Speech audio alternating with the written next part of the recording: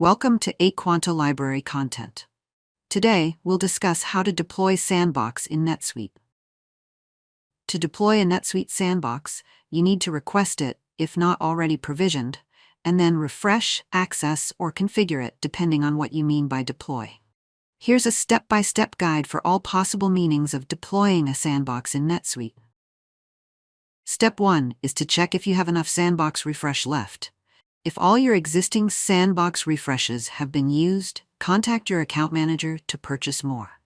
Navigate to Setup, Company, View Billing Information. Look for Sandbox under your list of provisioned accounts. You can see that the current provisioned quantity is 22. And the used quantity is 10, which means there are still sufficient refreshes available.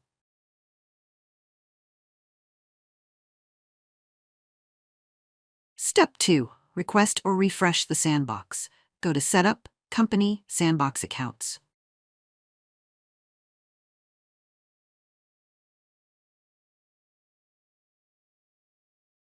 For each Sandbox account you want to refresh, indicate which users should have access after the refresh. Set it to all users or for administrators only. Click Refresh Sandbox. Since this is for tutorial purposes only, I will not proceed with refreshing the Sandbox. A confirmation box will pop up. Click OK.